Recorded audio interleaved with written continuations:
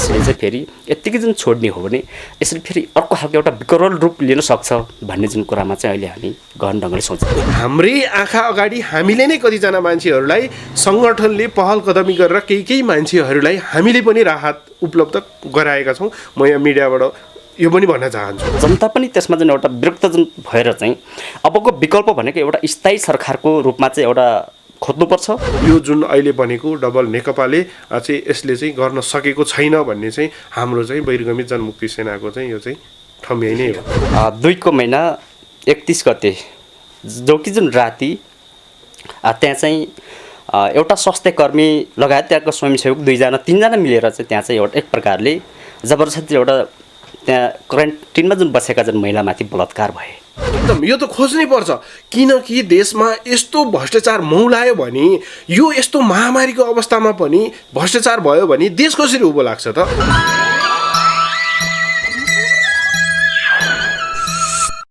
आदरणीय दर्शकबिन कोचे नेपालमा यहाँलाई स्वागत छ। आज हामीले हाम्रो यस कार्यक्रममा निम्ताएका छौँ बहिर्गमित जनमुक्ति सेनाका वरिष्ठ उपाध्यक्ष यज्ञबहादुर कार्की प्रदीपजी र उपाध्यक्ष तथा प्रवक्ता राजन थापाज्यू। यहाँहरू दुवैलाई यस कार्यक्रममा स्वागत छ। धन्यवाद। यति बेला कोरोनाको महामारी छ, लकडाउन यथावतै छ, अलि खुकुलो भए पनि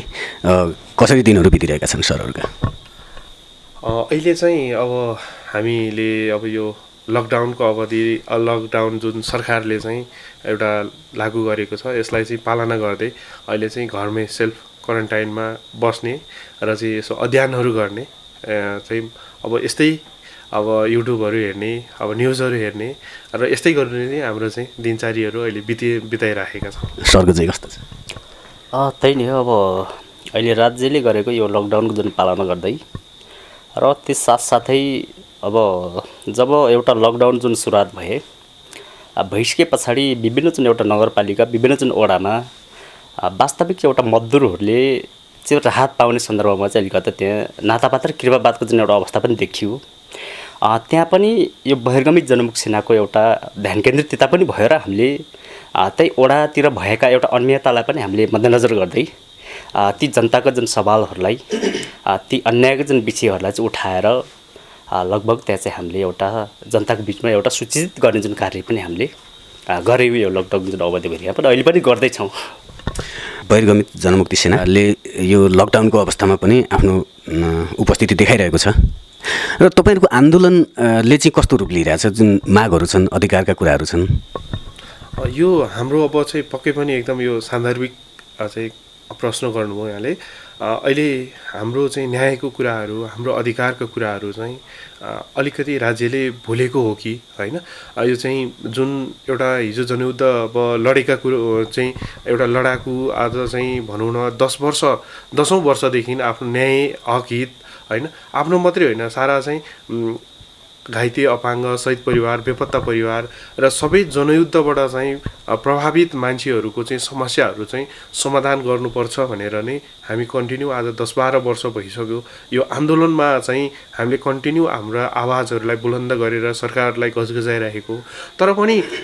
अहिलेसम्म आउँदाखेरि पनि यसको चाहिँ सुनवाई चाहिँ गर्न खोजिएको छैन। के त यो पक्कै राज्यले यसलाई चाहिँ कि व्यवस्था गर्नै खोजेको हो कि होइन? यसो हो भने त फेरि चाहिँ यसले चाहिँ नयाँ मोड नयाँ रूप होइन चाहिँ लिन पनि सक्छ। त्यसले गर्दाखेरि राज्यले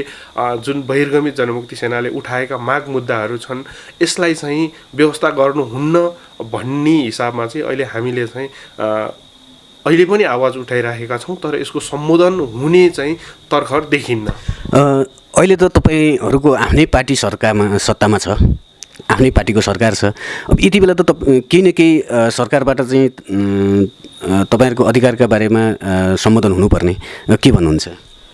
सर्वप्रथम त जब यो एउटा शान्ति प्रक्रियामा जुन प्रवेश गरेर जुन आइसके पछाडि सायद अब 2-3 चोटिसम्म जुन एउटा पार्टीको जुन सरकार पनि गठन भए र त्यस साथसाथै फेरि अहिले पूर्व एमाले र पूर्व माओवादी एउटा 1 करोड जुन गरेर चाहिँ अहिले फेरि 2-1 जुन एउटा जुन बहुमत जुन सरकार पनि जुन अहिले छ। र जब कि जुन हामीले हिजो विगतदेखि जुन हामीले जुन भन्छौँ कि एउटा शान्ति प्रक्रियाको जुन नाममा जसरी यो प्रक्रियाले एउटा सेना संविधानको जुन एउटा जुन प्रक्रियाले जुन टुङ्गाउने जुन कार्य गरे र त्यस साथसाथै यी हाम्रा एउटा जुन विषय जुन 4009जनालाई चाहिँ एउटा हिजो एउटा गणतन्त्र जुन उपलब्ध गरेको जुन एउटा उपहारमा चाहिँ जुन के दिए एउटा अहिलेको जुन ट्र्याक भिडाएर जुन समाजमा जुन फर्काए र हामी त्यही ट्र्याक लिएर जुन अहिले जुन बसिरहेको छ एउटा जुन सङ्घर्षको जुन एउटा दौरानमा जुन हाम्रो एजेन्डाहरू जुन एउटा उठाउँदै हामीले चाहिँ उहाँहरू समक्ष चाहिँ एउटा जुन ध्यानकर्षण गराउँदै जुन छलफल गर्दै जुन आइरहेको जुन सन्दर्भमा पनि सायद अहिले जुन अब आफ्नै जुन एउटा पार्टीको जुन नेतृत्व जुन सरकार हुँदाखेरि पनि पटक पटक जुन हुँदाखेरि पनि यो माग जुन सम्बोधन हुन नसक्नु जुन कारण एउटा विडम्बनाको जुन विषय पनि छ र यो चाहिँ यो 4000 जनमुक्ति सेनाको मात्रै माग नभएर यो चाहिँ एउटा शान्ति प्रक्रियासँग जोडेको एउटा जटिल विषय हो भनेर हामीले चाहिँ यसलाई विश्लेषण गरेका छौँ। किनभने पहिलो जुन कुरा त्यो एउटा निकाल्ने बेला पनि त्यसले एउटा के पहिचान गरेको छ भन्दाखेरि यो 4009 जनमुक्ति सेना भनेको एउटा शान्ति प्रक्रियाको प्रमुख हिस्सा हो भन्ने जुन त्यहाँ चाहिँ एउटा पुष्टि जुन गरिएको छ र अहिले पनि यो एउटा शान्ति प्रक्रियालाई जुन उहाँहरूले एउटा सडकमा जुन छोडेर सडकमा चाहिँ एउटा छोडेर चाहिँ एउटा अधुरो जुन शान्ति प्रक्रिया जुन अहिलेसम्म जुन टुङ्गिन सकिरहेको जुन अवस्था पनि छैन र हामीले उहाँहरूलाई जुन पटक पटक भनेको छ फेरि उहाँहरूसँग हामीले पटक पटक जुन वार्ता संवाद पनि जुन नगरेको होइन। हामीले 68 सालदेखि अहिलेसम्म लगभग धेरै जुन चरणको जुन वार्ता पनि भए एक चरण जुन एउटा जुन तपाईँको सत्य पहाडीजी एउटा जुन शान्ति मन्त्री हुँदाखेरि पनि हामीले उहाँसँग पनि एउटा जुन छलफल जुन वार्ता गऱ्यौँ त्यो एउटा शान्ति मन्त्रालयको जुन एउटा किताबमा पनि जुन छापेर बसेको छ। अनि त्यस पछाडि पम्पा भुषालज्यूसँग जुन वार्ता भए त्यो पनि त्यही किताबमा जुन छापेर बसेको छ। अनि टोप बहादुर उप प्रधानमन्त्री तथा शान्ति मन्त्री हुँदाखेरि पनि उहाँसँग पनि हाम्रो 10 बुँदे जुन सम्झौता पनि भए र ती सम्झौता भएको जुन विषय पनि अहिले शान्ति मन्त्रालयको जुन एउटा किताबमा मात्र जुन छापेर बसेको छ त्यो एउटा कार्यान्वयनको जुन पक्ष जान सकेन। र त्यस साथसाथै फेरि अस्ति सोमप्रसाद पाण्डेज्यूकै जुन एउटा नेतृत्वमा एउटा उच्च स्तरीय जुन एउटा राजनीतिक जुन वार्ता टोली गठन पनि भएको थियो त्यतिखेर पनि हामीलाई चाहिँ उहाँहरूले एउटा वैधानिक ढङ्गले जुन एउटा वार्ताको लागि पनि उहाँहरूले चिठीसहित जुन पठाउनु भयो र उहाँहरूसँग पनि जुन हामीले जुन वार्ता गऱ्यौँ वार्ता गरिसके पछाडि सायद यो विषयलाई जुन एउटा शान्ति प्रक्रिया जुन टुङ्गाउने सन्दर्भमा चाहिँ उहाँहरू त्यति जटिल ढङ्गले जुन लाग्नु भएन कि अहिलेसम्मको जुन वार्ता भए त्यो वार्ताले जुन एउटा जुन के पुष्टि गर्यो भन्दाखेरि जब हामी एउटा जुन सडकमा जुन आउँछौँ जब हामी एउटा सङ्घर्ष जुन एउटा दौडान जुन पुग्छौँ त्यसलाई एउटा अल्मलाएर त्यसलाई चाहिँ एउटा भुलाउनको निमित्त चाहिँ कमसेकम एउटा वार्ताको जुन नाटक गरेर उहाँहरूले त्यो खालको एउटा रचना जुन रत्न भएर रहेछ भन्ने जुन कुरा पनि हामीले जुन पुष्टि भयो जुन अस्ति अब त्यही सोमप्रसाद पाण्डेज्यूकै नेतृत्व हुँदाखेरि पनि सायद उहाँहरूले यी जटिल विषय जुन हामीले प्रष्ट रूपमा जुन उहाँलाई जुन हाम्रो जुन एजेन्डाहरू पनि जुन हामीले राखिसके पछाडि कमसेकम उहाँहरूबाटै जुन टुङ्गिन खालको जुन एउटा अवस्था नभएको कारणले गर्दाखेरि चाहिँ एउटा गृहमन्त्री अर्थमन्त्री त्यसपछि प्रधानमन्त्री अनि प्रचण्डज्यूसँग समग्र रूपमा जुन बसेर चाहिँ यसलाई जुन एक प्रकारले जुन एउटा निकासमा पुर्याउनुपर्छ भन्ने खालको जुन एउटा प्रस्ताव जुन राख्नु भएको थियो र अनि ती विषयलाई चाहिँ उहाँहरूले त्यतिकै जुन भुलाउने खालको जुन अवस्था भएको कारणले गर्दाखेरि चाहिँ अनि हामीले त्यसबाट निकास ननिस्किनु भएको कारणले गर्दाखेरि चाहिँ फेरि त्यसलाई एउटा भङ्ग गरेर हामी एउटा जुन बाहिर आउनुपर्ने एउटा अवस्था पनि सिर्जना भए र उहाँहरू एउटा कमसेकम यो शान्ति प्रक्रियालाई अधुरो शान्ति प्रक्रियालाई जुन सडकमा छोड्ने कि यसलाई टुङ्गाउने भन्ने सन्दर्भमा उहाँहरू जुन एउटा जटिल हुनुपर्छ किनभने एउटा हाम्रो वरिष्ठ जुन उपाध्यक्षजीले पनि केही उल्लेख त गरिसक्नुभयो कमसेकम अब यो एउटा शान्ति प्रक्रियाले जुन टुङ्गाउने सन्दर्भमा यहाँ केपी ओली जुन अनि पुष्पकमल दाहालज्यू अनि तपाईँको जुन अब काङ्ग्रेसका जुन एउटा शेरबहादुर जुन देवाज्यू कमसेकम उहाँहरू एउटा जटिल जुन ढङ्गले चाहिँ उभिन जुन जरुरत छ किनभने यसले चाहिँ फेरि यत्तिकै जुन छोड्ने हो भने यसले फेरि अर्को खालको एउटा विकराल रूप लिन सक्छ भन्ने जुन कुरामा चाहिँ अहिले हामी गहन ढङ्गले सोचिरहेको यसमा पार्टी एकीकरणले कतिको प्रभाव पारेको छ त्यसले एकीकरण भइसकेपछि तपाईँको जुन अधिकारमा सम्बोधन हुने प्रक्रियामा बाधा अवरोध त पारेको छैन? यो चाहिँ यो विषयमा चाहिँ म के भन्छु भने पक्कै पनि यो पार्टी एकीकरणले गर्दाखेरि यी द्वन्द्वसँग सम्बन्धित जुन चाहिँ मुद्दाहरू छन् यसलाई चाहिँ ओझेल पार्न खोजिएको भन्ने चाहिँ देखिन्छ किनकि यो पार्टी एकता पछाडि एउटा चाहिँ नेपालको अहिले चाहिँ 2/3 बहुमत चाहिँ प्राप्त सरकारले पीडितहरूको पक्षमा आजको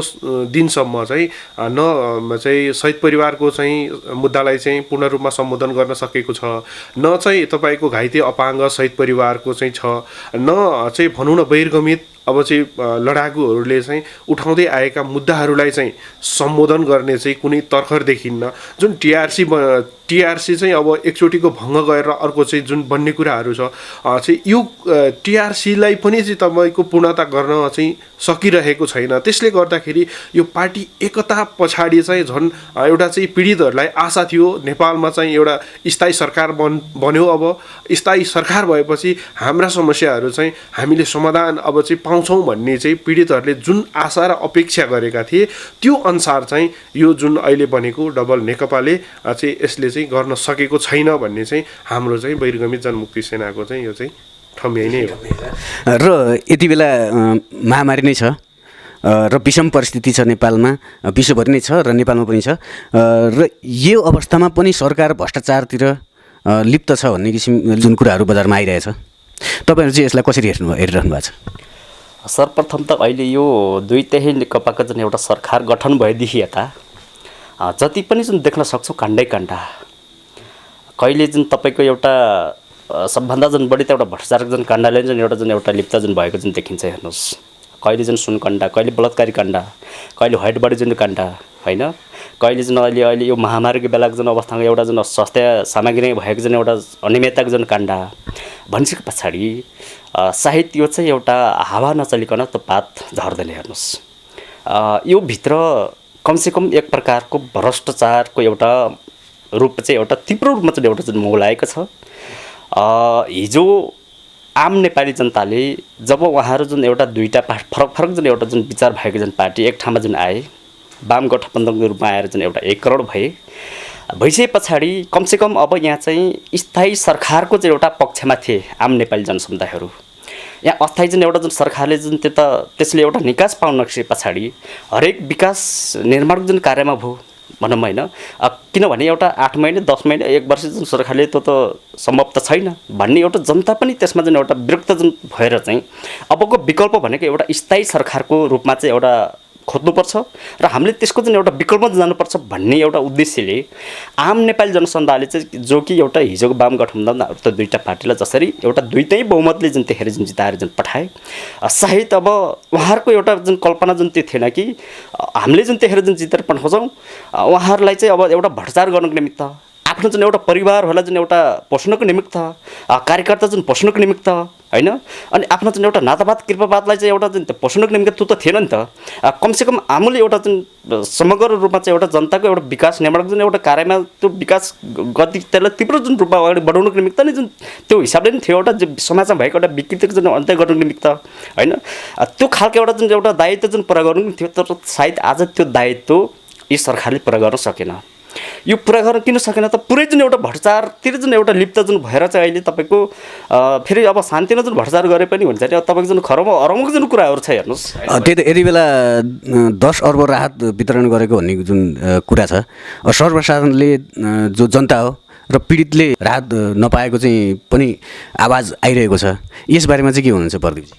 यो विषयमा चाहिँ जुन अहिले सरकारले 10 अर्ब चाहिँ हामीले चाहिँ कोरोना को लागि चाहिँ खर्च गर्यो राज्य कोषबाट भन्ने कुराहरू छ। अब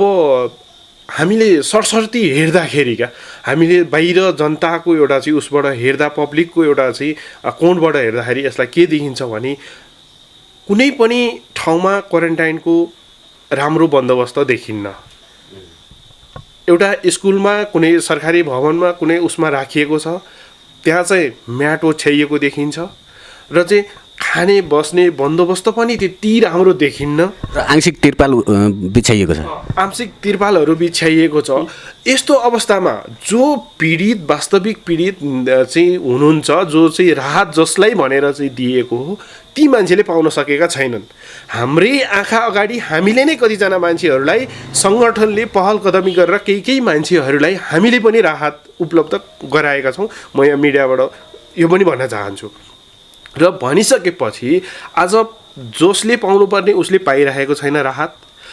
जहाँ खर्च गर्नुपर्ने त्यहाँ गरिरहेको छैन। अब तपाईँको जुन अब यो चाहिँ किटहरू ल्याउने कुराहरू छ, PCR चाहिँ मेसिनहरू ल्याउने कुराहरू छ, अब यसमा पनि छैन। अब तपाईँलाई सेनालाई चाहिँ दियो, सेनाले नै भ्रष्टाचार गर्यो भन्ने छ। राजनीतिक दल मन्त्रालयले दियो, मन्त्रालयले भ्रष्टाचार गर्यो भन्ने कुराहरू छ होइन। भनिसकेपछि अब यो 10 अर्ब पैसा चाहिँ कहाँ गयो क्या? जसले चाहिँ पाउनुपर्ने उसले पाएको छैन, जहाँ खर्च गर्नुपर्ने त्यहाँ गरेको छैन। अहिले तत्काल तपाईँको चाहिँ परीक्षण चाहिँ रोक्ने अब 5,000 जना चाहिँ दिनमा चाहिँ तपाईँको चाहिँ त्यो क्वारेन्टाइनमा भएका मान्छेहरूको सब परीक्षण हुन्छ अरे। तर यता चाहिँ तपाईँको 200 भन्दा चाहिँ दिनमा चाहिँ परीक्षण गर्न सकिँदैन अरे। भनेपछि यसको दायरा पनि बढाइएको छैन भनेपछि यी सबै पैसा कहाँ गयो क्या? मलाई अचम्म लाग्छ सर। जनताले यति बेला 10 अर्बको खर्च विवरणको लिस्ट खोजिरहेका छन्। एकदम यो त खोज्नै पर्छ, किनकि देशमा यस्तो भ्रष्टाचार मौलायो भने, यो यस्तो महामारीको अवस्थामा पनि भ्रष्टाचार भयो भने देश कसरी उँभो लाग्छ त? लाग्दैन नि। म के भन्न चाहन्छु भने हाम्रो सम्माननीय प्रधानमन्त्रीज्यू केपी शर्मा ओलीज्यूलाई म के भन्न चाहन्छु भने तपाईँको त्यो नारा छ नि, सिंहदरबार जाँदा हामीले देख्छौँ म भ्रष्टाचार गर्दिनँ, म भ्रष्टाचारलाई छोड्दा पनि छोड्दिनँ भन्ने कुराहरू जुन लेख्नु भएको छ त्यो उप्काएर फालिदिनुहोस्। म भ्रष्टाचार गर्छु, भ्रष्टाचार गर्नेलाई म कारबाही गर्दिनँ भनेर लेख्नुहोस्। त्यो भयो भने जनता खुसी हुन्छन्, किनकि देखासेखी खानु राम्रो छ क्या, तर लुटेर चोरेर त्यो चाहिँ जनतालाई मारेर खाँदाखेरि चाहिँ त्यो पाप लाग्छ। त्यसले गर्दाखेरि यो कार्य चाहिँ बन्द गरियोस्, यो किनकि यो बन्दै हुनुपर्छ। किनकि भ्रष्टाचार कि खुलेआम भ्रष्टाचार गर्न पाउने भन्नु पर्यो। सर्वसाधारणले पनि गर्छन् नि, अरूले पनि त गर्लान् नि, ठुला मान्छेले मात्रै गर्ने। सानोलाई चाहिँ तपाईँको 1500 चोर्यो अथवा चाहिँ भ्रष्टाचारी गर्यो के गर्यो भने उसलाई कारबाही हुन्छ। तर आज यत्रो देशमा चाहिँ तपाईँको भ्रष्टाचार यति बढेको छ, त्यो हामीले क्यालकुलेटरमा अट्दैन सर। त्यो पैसा चाहिँ यदि भ्रष्टाचार गरेका पैसा चाहिँ हामीले क्यालकुलेटरमा हान्ने हो भने त्यो पैसा जोडिँदैन क्या। भनेपछि यत्रो पैसा चाहिँ तपाईँको भ्रष्टाचार हुन्छ भने कमसेकम यो बेलामा त भ्रष्टाचार नगर्नुहोस्, देश र जनताको पक्षमा काम गर्नुहोस् होइन। तपाईँले गर्नुभएको कामको त सबै सारा जनताले चाहिँ आज सम्मान गरेका छन् नि। तपाईँको लिपुलेक कालापानी लिम्पियाधुरा चाहिँ आज नेपालको नक्सामा तपाईँको निशान छापमा चाहिँ सरकारले गर्दाखेरि आज देशका सारा जनताले सरकारलाई सपोर्ट गरेको छैन र गरेको छ नि। सरकारको चाहिँ स्याबासी भनेको छ नि। तर त्यस्तै काम अरू पनि गर्नु पर्यो कि यो भ्रष्टाचारलाई पनि कि त्यो लेखेको बोर्ड उकाएर फाल्नु पर्यो मन्त्रालयबाट, सरकारी चाहिँ कार्यालयबाट चाहिँ हामी भ्रष्टाचार गर्छौँ, भ्रष्टाचार गर्नेलाई कारबाही पनि गर्दैनौँ भनेर चाहिँ लेख्नै पर्यो, नारै त्यही बनाउनु पर्यो। होइन भने यो कुरा चाहिँ बन्द हुनुपर्छ, टोटल्ली बन्द हुनुपर्छ। र यो 10 अर्ब जुन छ जनतालाई चित्त बुझ्ने गरी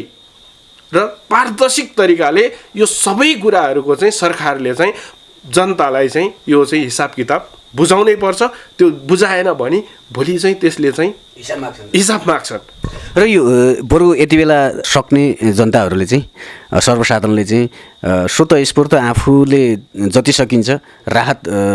उठाएर अथवा सक्नेले आफूले दिएर नसक्नेले अरूबाट उठाएर केन्द्रीकृत एकत्रित गरेर जनतालाई राहत बाँडेको देखिएको पनि छ, बाँडी पनि रहेका छन्। तर सरकारले यति पनि काम चाहिँ सरकारबाट नभएको भन्ने छ। तपाईँ के भन्नुहुन्छ यो विषयमा? सर्वप्रथम त अहिले जब यो राहतको जुन एउटा विषयमा भन्ने हो नि, त्यहाँ चाहिँ एउटा एक प्रकारले जुन त्यहाँ चाहिँ एउटा मनकारी जुन एउटा भावना भएका ती समाजका जुन व्यक्तिहरूले पनि केही डोनेसन कलेक्सन गरेर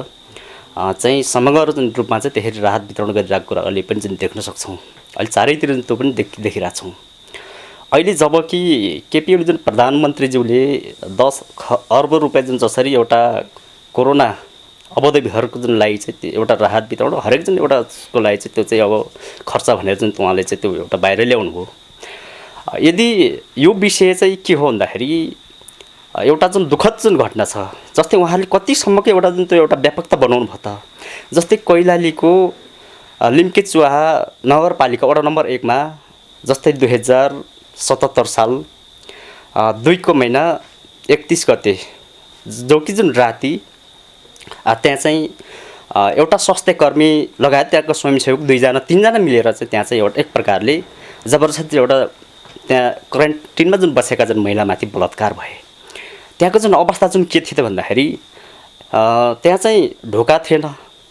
एउटा खुला जुन एउटा जुन अवस्था थियो त्यो जुन राम्रो व्यवस्था जुन गर्न सकिरहेको जुन अवस्था थिएन। भनिसके पछाडि त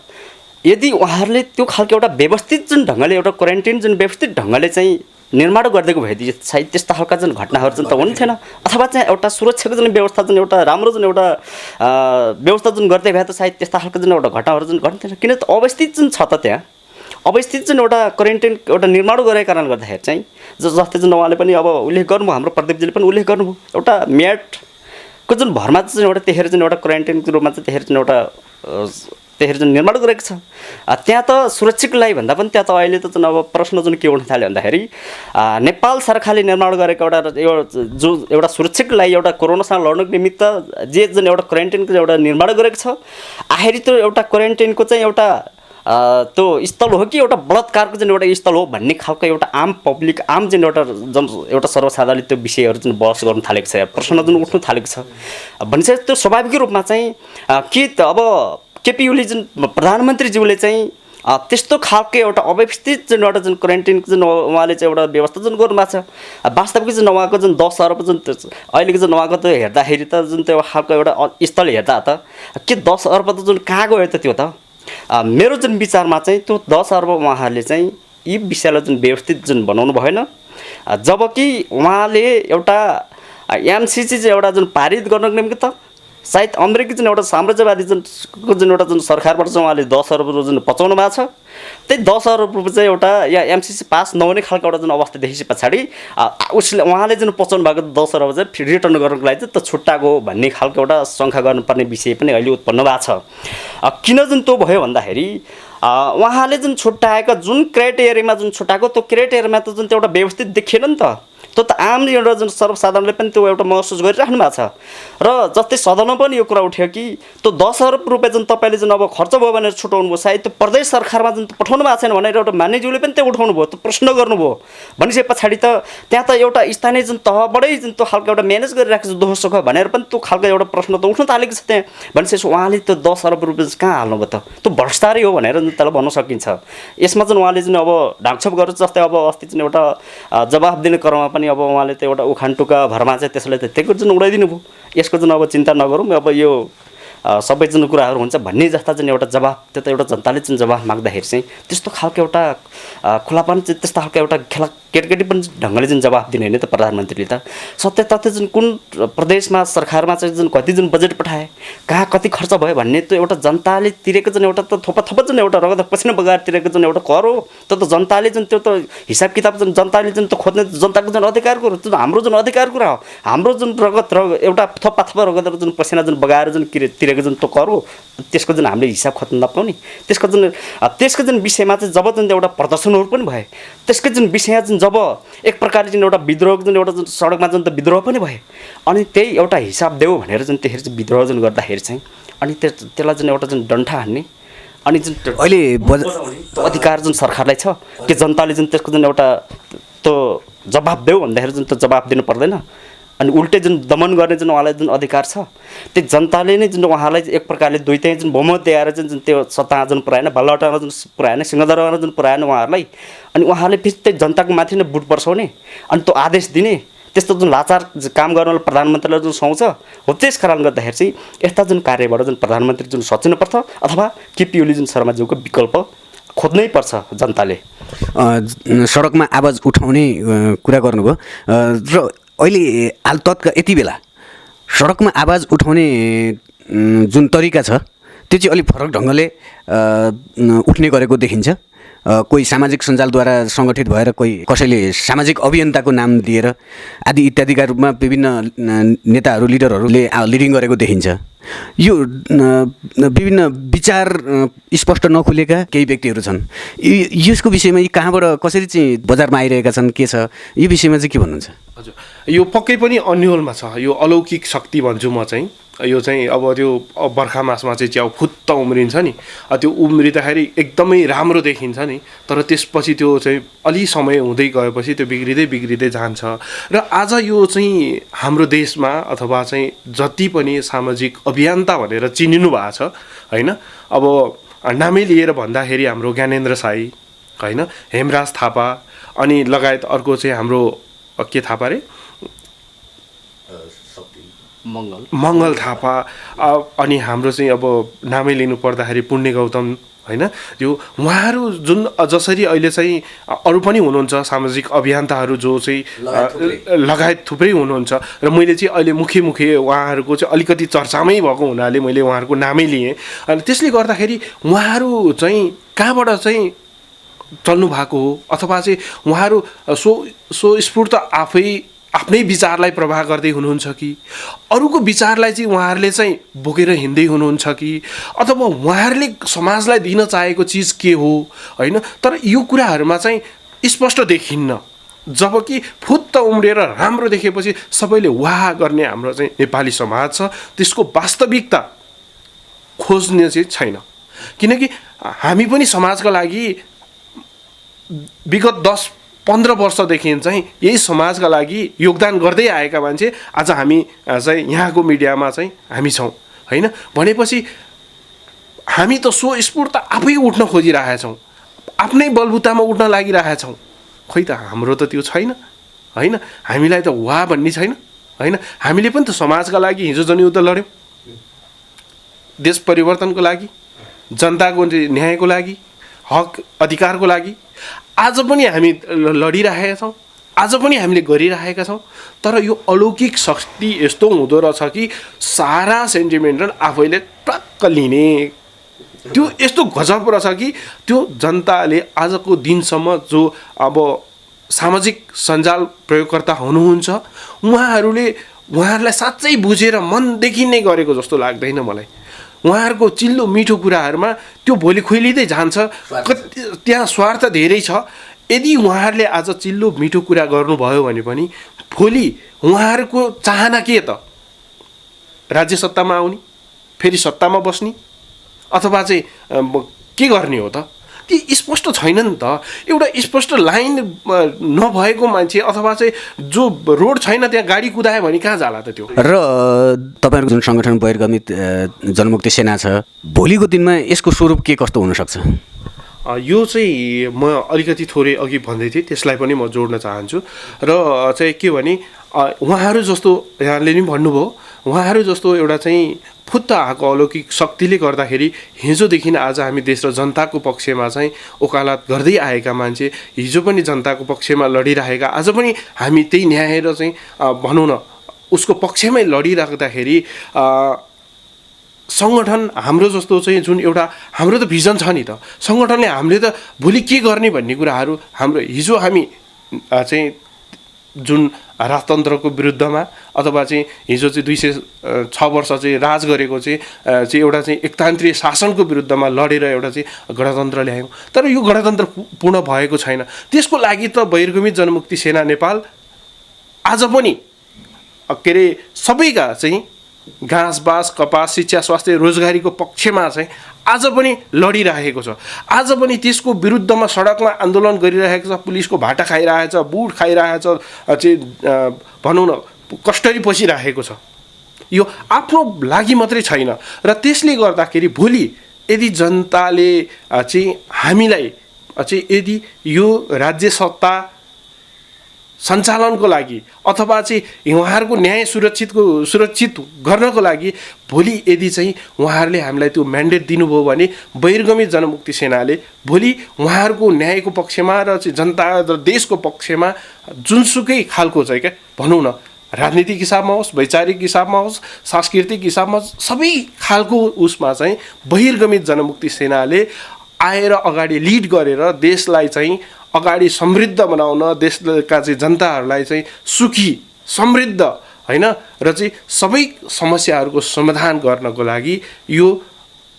सत्तामै जानुपर्छ भन्ने छैन। हामी सत्तामै बाहिरै बसेर पनि देश र जनताको पक्षमा यसले काम गर्छ र गरिरहेको छ भन्न चाहन्छु म। र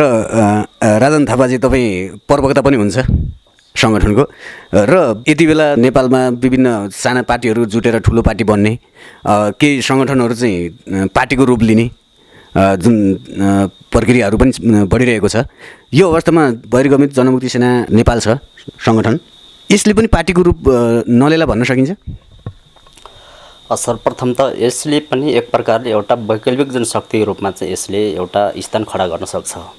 यो भोलिका दिनले त्यो गर्न सक्छ। किनभने हिजो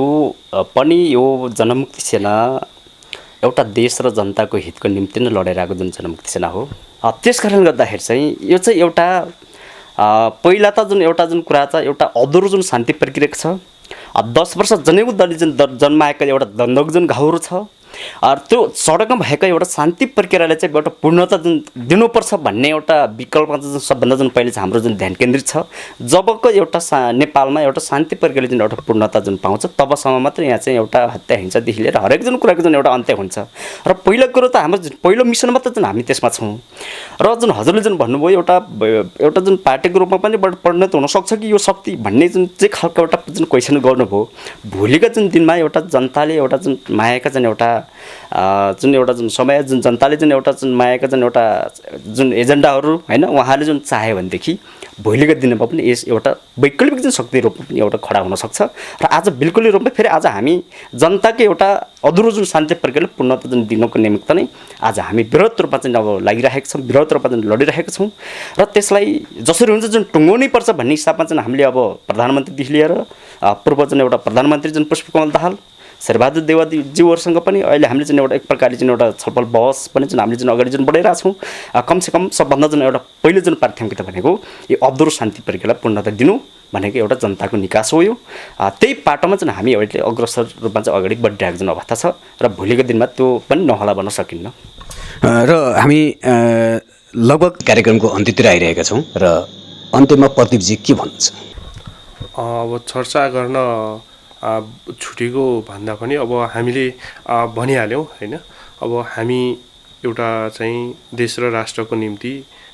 हिजो पनि थियौँ र आज पनि लडिरहेका छौँ। आम जनसमुदायहरूलाई चाहिँ म यो भन्न चाहन्छु, हिजोको जनमुक्ति सेनाले जुन हिसाबले चाहिँ जनमुक्ति सेनामा अथवा चाहिँ माओवादी आन्दोलनमा चाहिँ हुम्बिएको थियो त्यो कुरालाई बिर्सेको छैन। त्यसको निम्ति कसैले बिर्से पनि आज त्यो जनमुक्ति सेना बहिर्गमित जनमुक्ति सेना चाहिँ आज पनि देश र जनताको पक्षमा लडिरहेको छ। यहाँहरूलाई कति कुराहरू थाहा नभएको हुनसक्छ र चाहिँ म यो मिडिया मार्फत म के भन्न चाहन्छु भने हिजो हामीले जुन एउटा चाहिँ तपाईँहरूलाई सपना एउटा चाहिँ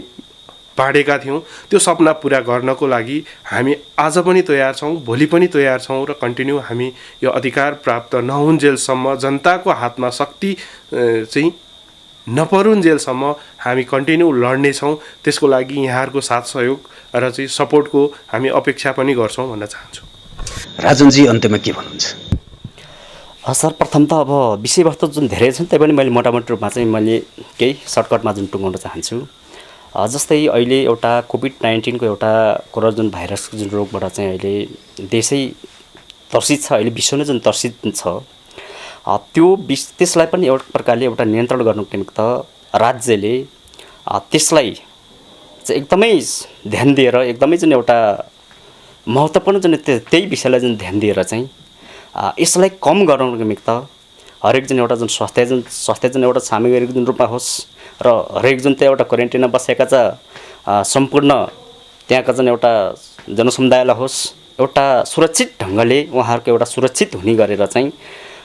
र यहाँका सम्पूर्ण जुन नागरिकको चाहिँ एउटा सुरक्षाको निम्ति चाहिँ कमसेकम सम्पूर्ण जुन एउटा नागरिकको चाहिँ एउटा परीक्षण गर्न जुन जरुरत छ त्यो गरियो भने एक प्रकारले कहाँ कति जुन जोखिम छ कहाँ के छ भन्ने कुरो जुन त्यसले जुन एउटा पत्ता त लगाउँछ नि त। अनि त्यही अनुसार एउटा यो लकडाउनलाई पनि कुन ठाउँमा चाहिँ अलिकति जुन बढी जुन टाइट बनाउनु पर्ने हो र कुन ठाउँमा चाहिँ अलिक खुकुलो जुन बनाउँदा हुने भन्ने हिसाबले त्यसरी चाहिँ एउटा सरकारले त्यो जुन सोच्नु जरुरत छ। र अर्को जुन दोस्रो कुरा जबकि एउटा रुकुम काण्डमा यो एउटा दुःखद समयमा एउटा दुःखदको जुन घटना पनि जुन घटे कमसेकम त्यहाँ हुन त एउटा उच्च स्तरीय एउटा राजनीतिक जुन एउटा त्यहाँ चाहिँ एउटा जुन एउटा छानबिन टोली नै जुन एउटा जुन गठन पनि जुन भएको छ कमसेकम त्यस्तो खालको नरसंहार जुन एउटा जुन घटना घटेको छ कमसेकम त्यहाँको पनि एउटा पीडितले जुन एउटा पूर्ण रूपमा जुन एउटा न्यायको जुन बाटोमा जाओस् र अपराधीलाई चाहिँ हदैसम्म जुन एउटा जुन कारबाही गरोस् भन्ने जुन कुरा पनि म त्यतातिर पनि जोड्न चाहन्छु। र अहिले राज्यले एउटा कुनै एउटा जुन उखान टोक्काको जुन भरमा नगलाइकन सम्पूर्ण आम नागरिकको हित हुने गरेर चाहिँ जुन कार्य गर्न जुन जरुरत छ। जस्तै नक्सा जुन एउटा हाम्रो राष्ट्रको निमित्त आफ्नो जुन एउटा गुमेको एउटा भूभागलाई जुन एउटा हिजोदेखि एउटा 50-60 वर्षदेखि नै जुन अगाडि चाहिँ एउटा भारतीय विस्तारवादीले चाहिँ कब्जा गरेको जुन एउटा हाम्रो जुन लुटेको जुन भूभागलाई एउटा फिर्ता गर्नुको निमित्त जसरी त्यसमा जुन एकमत ढङ्गले जुन एउटा उठेर चाहिँ एउटा जसरी त्यसलाई पनि एउटा संविधान संशोधन गरेर जुन जसरी त्यसलाई जुन पारित गरेर जुन लानुभयो त्यसरी नै फेरि हाम्रो एउटा यो अहिले जुन अमेरिकाले जुन दिएको जुन सहयोग जुन जे छ एउटा एमसिसी जस्ता एउटा राष्ट्रघाती कमसेकम त्यस्तो राष्ट्रघाती जुन विषयलाई पनि जसरी जुन त्यो नक्सा जुन पक्षमा जुन उभिने भएको थियो त्यसरी नै अहिले जुन एउटा सदनमा जुन भएका जुन एउटा संसदहरू चाहे विपक्ष होस् चाहे जुन एउटा प्रतिपक्ष जोसुकै जुन एउटा सत्तापक्ष होस् उहाँहरू पनि त्यसरी जुन एकत्रित ढङ्गले त्यसलाई जुन फेल गर्ने जुन रूपमा पनि त्यसरी जुन लाग्नुको लागि पनि जुन उहाँलाई जुन अनुरोध गर्न चाहन्छु र सम्पूर्ण जुन आम एउटा नागरिकलाई पनि म अनुरोध गर्न चाहन्छु कि एउटा यो राष्ट्रघाती जुन एउटा एमसिसीको विरुद्धमा पनि लाग्नुपर्छ र अहिले जुन राज्यले गरेको जुन एउटा राम्रो कामको लागि जुन एउटा प्रसङ्ग जुन गरौँ र राज्यले जुन गरेका जुन एउटा गलत कामको लागि जुन त्यसको जुन विरोध गरौँ र राज्यलाई जुन सचेत बनाऊँ र एउटा सम्पूर्ण जुन आम एउटा 77 जुन जिल्लाबाट चाहिँ त्यसरी चाहिँ खबरदार जुन गर्दै अगाडि बढौँ भन्ने कुरा म एउटा लोकप्रिय जुन मिडिया कोचे नेपाल बाट चाहिँ म उहाँहरूलाई पनि म सन्देश दिन चाहन्छु। यहाँहरू तपाईँहरूले हाम्रो निम्तोलाई स्वीकार गरेर व्यस्त समयका बावजुद पनि समय दिनुभयो, त्यो समयको लागि तपाईँहरू दुवैजनालाई धेरै धेरै धन्यवाद। एकदम धन्यवाद सर। धन्यवाद। यो कोचे नेपाल च्यानललाई र चाहिँ हजुरलाई पनि एकदम धेरै धेरै धन्यवाद।